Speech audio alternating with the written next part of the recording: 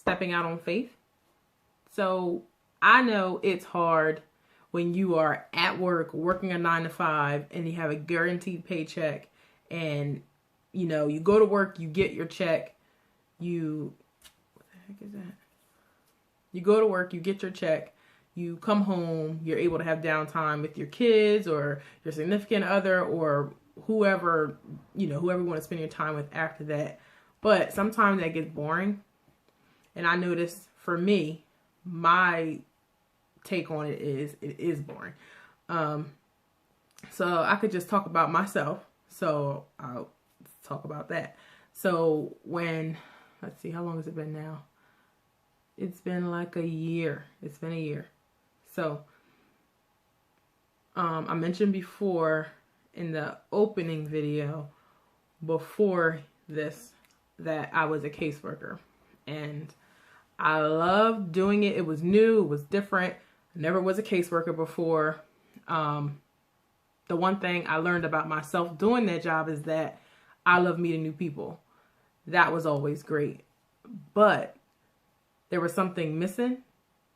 And I just knew that, you meet the client, you do the paperwork that follows up with it, and then what? I learned something about myself. I learned that I built up. I was able to go ahead and talk to people. So that's one thing that I learned. The second thing that I learned about myself is that it's okay to be uncomfortable. Because in the beginning of the job, I didn't like that I had to go in people's homes. I grew up with a mother that was like, no, you can't go in their house. I don't know them. I don't know their family, everything else. I grew up that way. So the fact of growing up and being an adult and having that type of job, I was able, okay, well, now I have to go into these people's homes and expect for them to tell me all of their business. That was a bit of an adjustment for me because I wasn't used to that. So that was something that I learned. I'm just able to just go do things. That made me really uncomfortable. But I grew out of that. What else? I was taught to do things, work hard, you get it done. That's what I was taught to do. I felt like I wanted to give that and pass that on to clients. But sometimes you got a headache. Sometimes you had clients that you absolutely loved. They were awesome. And all of those things. Fast forward, I came to a point where it was like, no, I was too stressed out at work, way more stressed out than I should have been. Whether if it was on my part or the job's part, it was just too stressful for me. So I figured out, I'm like, okay, I have to go, I have to do something because this is not working. Doesn't matter. This is not working.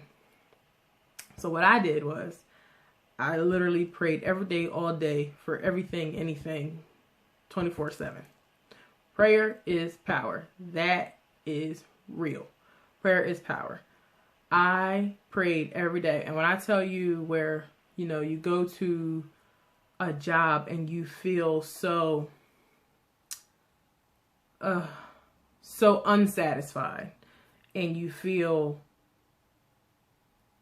like your own needs aren't being met, it's kind of like, okay, something has to change. So I changed something.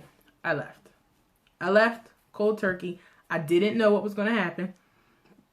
I didn't know if I was going to get unemployment. I didn't know any of that. So I knew I had to leave. One, because I wanted to, and two, because my doctor told me to. He literally was like, you're going to have a heart attack stressing so much. And I said, you're right. Let me make a decision for myself and put myself first for once, because that's something that I don't normally do. I always put others ahead of my own needs, which can be a blessing and a curse all at the same time, which for me it is. So I left, and it was the most exhilarating experience of my entire life. I felt so free. I felt so free to the point when I left, I had an anxiety attack. I couldn't get it together. So I called my key players that I always call to help me through things. And I was like, this can't be it. I know it's not it. It can't be it. But at the same time, even after myself having that anxiety attack, I went and learned to cope with, okay, my decision was that I left. You left, you can't take it back, it's done. Now what?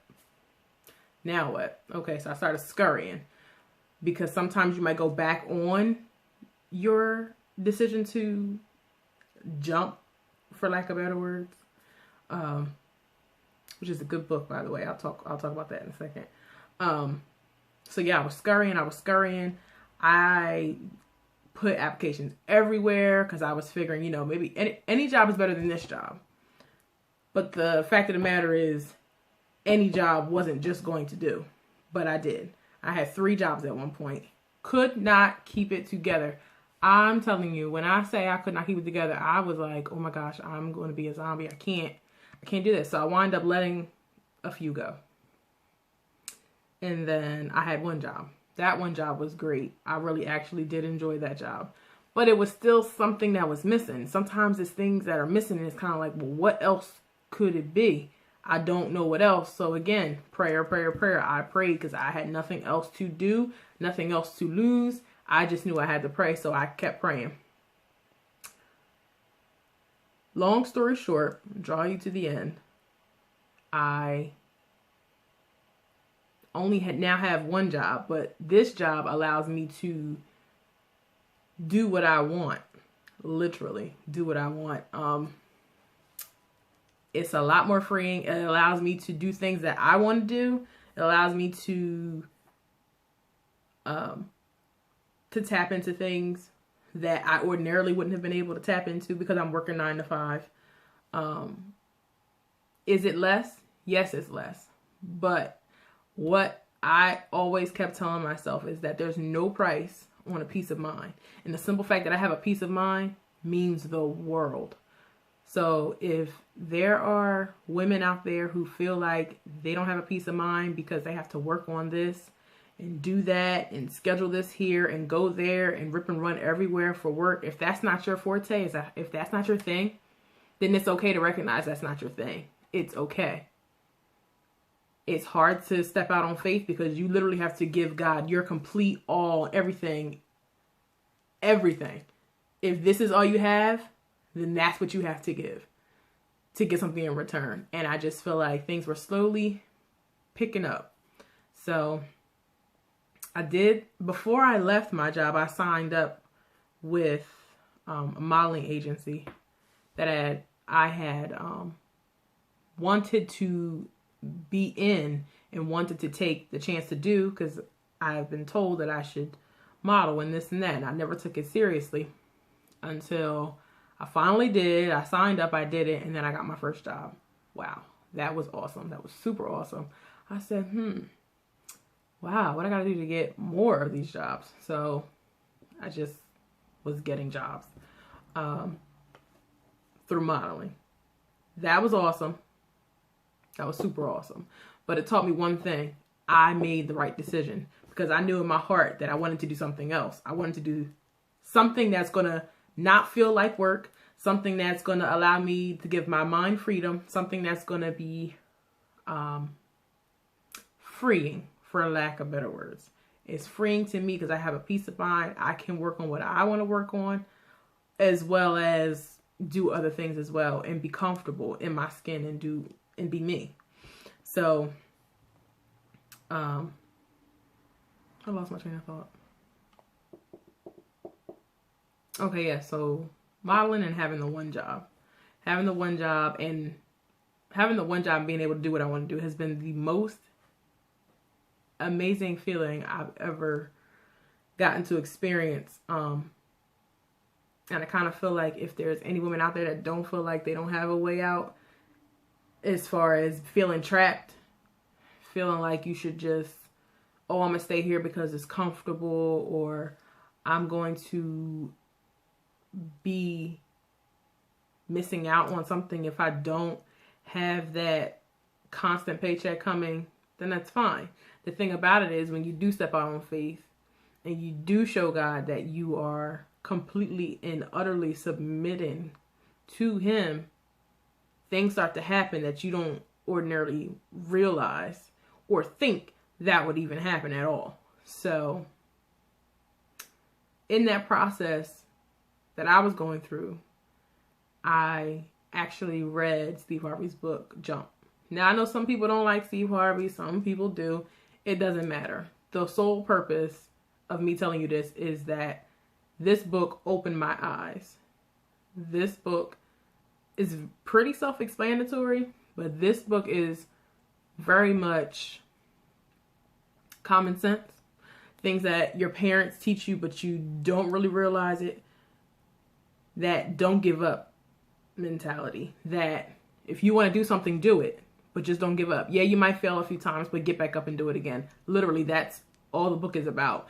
But it talks about his struggle. It talks about him as an up-and-coming comedian, things that he had to deal with, all of that. But after I read this book, well, I had it on audio book, and I listened to it for like the whole day and literally got it finished in one day while I cleaned my house and ran errands and stuff. This book literally made me feel invigorated, renewed, and just motivated. I said, you know what? This is awesome. This is great. I'm going to tell people about this. So like everybody else, when they find something awesome, they go ahead and share it on Facebook and talk about their experience with it. I did share my experience, but I didn't share it to the depth of what I'm doing now. Literally, I did the Jump challenge. You know, I signed up for the emails.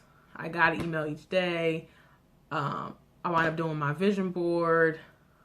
I literally stuck to my Jump challenge. And the Jump challenge, I think, was 21 days, which makes sense because it takes 21 days to, it takes 21 days to successfully land a habit. So that I understood that he was trying to do that so that way you get into the habit of always every day thinking about what you're going to do to get towards your goal for your dream. So what I have to say for any women who, I don't care what you want to do. I don't care if you want to own a business. I don't care if you want, you know, by own a business, I mean like hair business. If you want to be a hairstylist, if you want to be a cosmetologist, if you want to be a doctor, you want to open up your own practice, if you want to, you know, create a charity, if you want to just do anything, do it, because there's no time like now. You can keep on putting it off all you want. You can keep on saying, oh, I'll do it. Oh, I'll do it tomorrow or whatever the case. But, you know, it's not going to get you anywhere but not doing it. Because I did play that on myself. I had a real goal. My goal for me to start this was supposed to be in February. But I kept on feeling nervous and feeling like I didn't want to actually do it because what would people think of me? And quite frankly, I don't really care what people think of me. As long as I care about what I think of me, that's all that matters, in my opinion. And that's how I want women to feel. I don't want women to be apologetic for who they are. I don't want women to feel ashamed of who they are, ashamed of who they're growing to be, ashamed of who they've grown to be. That's you, and nobody else can be you. So, with that being said, I just want everybody to stay focused on your goals. It's going to get hard. It's going to get rough. But eventually things will start to line up, and it might not happen overnight. It might not happen in 3 weeks, but it's going to happen with your diligence, with your persistence, with your motivation. It's going to happen that way. You work for yourself. You promote yourself, whatever you're doing. Keep going. Keep going. Thank you guys for watching. Staying Fabulous with Keyanna. I'll catch you guys next week.